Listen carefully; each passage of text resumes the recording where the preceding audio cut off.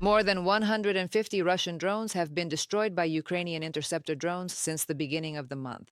This was reported by the President of Ukraine, Volodymyr Zelenskyy. He noted that almost every night Ukrainian air defenders repel Russian attacks, and together with electronic warfare units, army aviation, and mobile fire teams, the results achieved by the interceptor drones are also significantly increasing.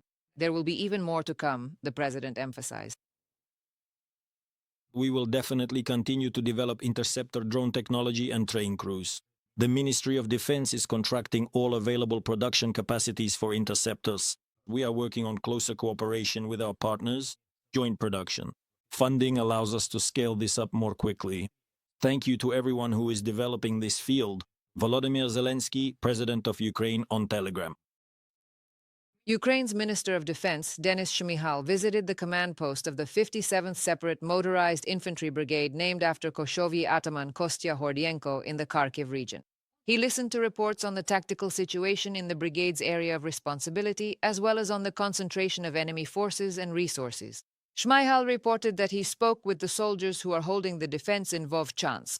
The minister also stated that a coordination center for air defense will be established in the Chernihiv, Poltava, and Zaporizhzhia regions, modeled after the one already operating in the Kharkiv region. Ukrainian defense forces managed to clear the outskirts of Pokrovsk of Russian occupiers. A total of 124 combat engagements have been recorded on the front line since the beginning of the day. This was reported by the General Staff of the Armed Forces of Ukraine. More details about the situation on the battlefield are coming up next.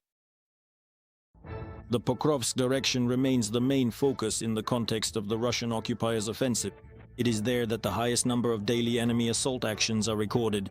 This was reported by the Commander-in-Chief of the Armed Forces of Ukraine, Oleksandr Syrsky. For their offensive, the Russian invaders in particular are trying to take advantage of difficult weather conditions.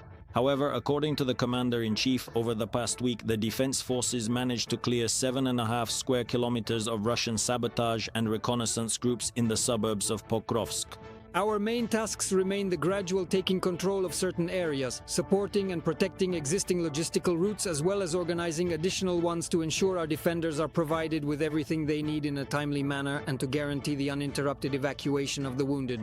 Fighting against small enemy assault infantry groups continues constantly on the approaches and directly within the urban area, and less frequently, the destruction of light enemy equipment. The servicemen of the Ukrainian Defense Forces are doing everything possible to prevent the enemy from moving and gaining a foothold. There is no question of Russian control over the city of Pokrovsk or of the Ukrainian Defense Forces grouping being operationally encircled. Oleksandr Syrsky, Commander-in-Chief of the Armed Forces of Ukraine, on Telegram. At the same time, partisans from the Atesh movement report that the Russians are urgently transferring reinforcements to Pokrovsk. Agents are recording columns of military equipment with personnel every day. The soldiers are most likely being redeployed from the Kherson and Zaporizhzhia directions. Atesh agents report that the Russian army has exhausted its main forces and operational reserves, so they are being forced to weaken other sections of the front. There are figures coming from the Russian side, from Russian war correspondents, where they claim that during the assault on the city of Pokrovsk, the Russian Federation lost as many, or possibly even a bit more, lost as many people as during the assault on the city of Bakhmut. At that time, let me remind you, they lost about 20,000 people. That was the number being mentioned. 13 months, even 14 months of assault operations means we're not talking about just 2,000 or 3,000 people here. We're talking about more than 10,000 Russian servicemen killed as a result of the assault on just this one settlement. Meanwhile, on the Lyman sector, the Russian army attacked in the areas of the settlements of Redkodub, Grekovka, Karpovka, Novoselovka, as well as towards Drobyshevo and Korovy Yar.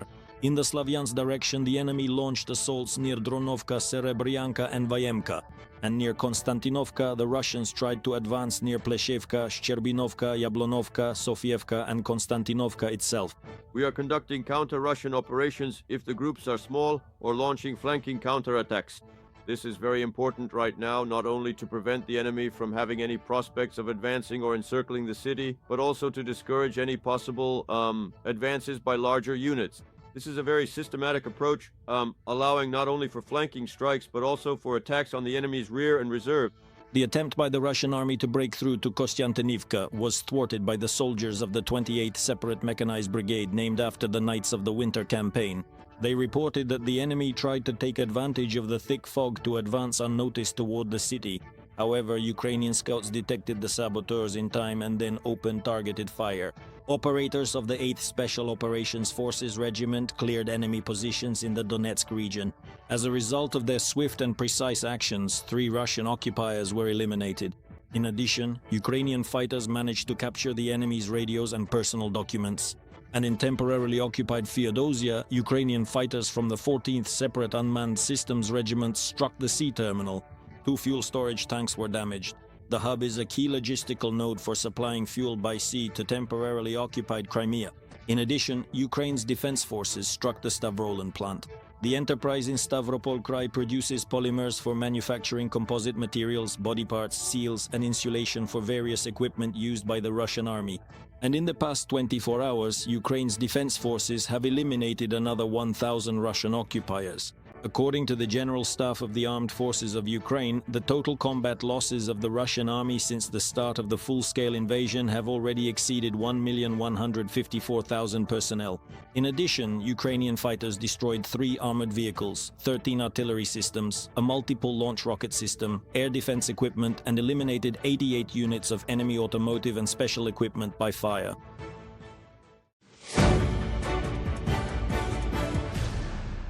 Canada will expand its sanctions against Russia. This was announced by Foreign Minister Anita Anand during the G7 Foreign Ministers Summit. Ukrainian Foreign Minister Andriy Sybiha is also participating in it.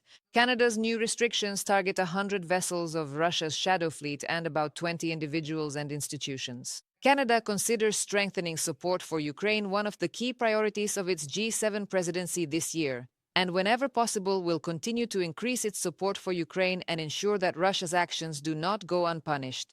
In turn, the head of the Ukrainian Foreign Ministry stated that Ukraine is ready to share its experience with its closest allies and jointly produce weapons, including with Canada. Right now, about 1 million Ukrainians are defending our country and the entire world from Russian aggression. They are standing up for our shared values of freedom and dignity. We want to put an end to this war and restore a just and comprehensive peace. We are grateful to Canada for its leadership in the G7 and its constant attention to Russia's war against Ukraine. I am grateful to all our partners for their support. This war is not only about Ukraine, it has a profound impact on international stability and security. Unfortunately, Russia continues to reject peace and escalate terror. Putin still harbors the illusion that he can win. In reality, he has lost more than 1 million soldiers and has not achieved a single strategic objective. It is extremely important to increase support for Ukraine and intensify pressure on Russia. And we must ensure that the cost of continuing this war becomes unacceptable personally for Putin and his regime. Russia's war is not a distant threat. This was stated by Ukraine's Minister of Foreign Affairs Andriy Sybiha during the defense session of the meeting between the G7 countries, the EU and Ukraine. He noted numerous instances of drones being detected over military bases and government buildings in NATO member countries, as well as repeated violations of airspace by Russian fighter jets, and called on those present to increase support for Ukraine in the areas of defense and security. He also invited foreign companies to establish production facilities directly in Ukraine. Additionally, the head of Ukraine's Ministry of Foreign Affairs, Andriy Sybiha, met with U.S. Secretary of State Marco Rubio. Rubio noted that the United States, together with its partners, is making efforts to encourage the Russian Federation to take diplomatic steps and engage in dialogue with Ukraine in order to achieve a lasting and durable peace. Sybiha, in turn, emphasized that Ukraine values Trump's peace efforts and the energy sanctions against Russia. We need to continue raising the cost of war for Putin and his regime, forcing Russia to end its aggression. I also provided an updated briefing on the current situation on the battlefield, peace efforts, and our specific priorities for strengthening Ukraine's defense capabilities and energy resilience. Andriy Sybiha, Minister of Foreign Affairs of Ukraine, on social network X. On November 13th, the European Union will discuss options for financial support to Ukraine for the next 2 years. To this end, finance ministers from EU member states will gather in Brussels. This was reported by Reuters news agency. Among the options is, in particular, the use of frozen Russian assets. The second option is for EU governments to borrow funds on the market. As noted by the EU press service, this is the least attractive option. since it would increase the debt level of many countries that already have large outstanding amounts. It would also entail annual interest payments for the duration of the loan.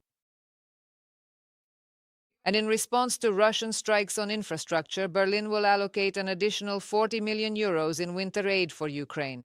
This was announced by German Foreign Minister Jochen Wadefull. According to him, the funds will be used for humanitarian needs, including repairing the heating system, restoring damaged housing, as well as supplying generators and essential items such as blankets and hygiene products.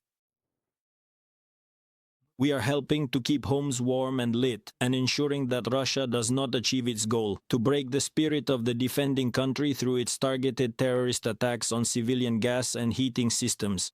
Jochen Wadefull, Minister of Foreign Affairs of Germany. The United Kingdom will allocate more than $17 million for repair work in Ukraine's energy sector. This was stated in a message from the British government. It also concerns the redistribution of humanitarian aid to those most affected by the lack of electricity, heating, and water. In addition, the United Kingdom has announced plans to ban companies from servicing and insuring maritime vessels that transport liquefied natural gas from Russia. This is a consequence of the recent sanctions against Russia's two largest oil companies, Rosneft and Lukoil. 9 European countries, including Ukraine, have supported the European Union's decision to extend sanctions against the leaders of the Russia-occupied region of Moldova. The relevant statement was published by the press service of the EU Council. The decision provides for the continuation of restrictive measures until October 31, 2026. Albania, Bosnia and Herzegovina, Iceland, Liechtenstein, North Macedonia, Norway, Serbia, Montenegro, and Ukraine have joined the initiative. These countries have aligned their national policies with the decision of the EU Council, confirming their support for the EU's sanctions stance towards the leadership of the Transnistrian region of Moldova. Ukraine has become one of the world's centers for drone production and has rapidly strengthened its position in the unmanned technology market. This is reported by Bloomberg. Ukrainian companies are not only meeting the needs of the defense forces, but are also preparing to enter international markets. Yulia Granovskaya will explain how the new architecture of the defense industry is being formed. Ukraine produces about 4 million drones of various types annually, from FPV to long-range strike systems. Meanwhile, in the US, about 100,000 UAVs are produced annually, according to Bloomberg. The unique technologies have been tested. In some regions of Russia, military personnel responsible for recruiting contract soldiers are being transferred to assault units due to failing to meet mobilization targets. This was reported by the main intelligence directorate of the Ministry of Defense of Ukraine. Such punishment has been introduced in regions where the recruitment campaign is systematically failing, particularly in the Republic of Sakha, also known as Yakutia. 7 heads of military enlistment offices and recruitment centers have been sent to the front lines in motorized rifle units. The average shortfall at the region's selection points is about 40% of the target set by Moscow.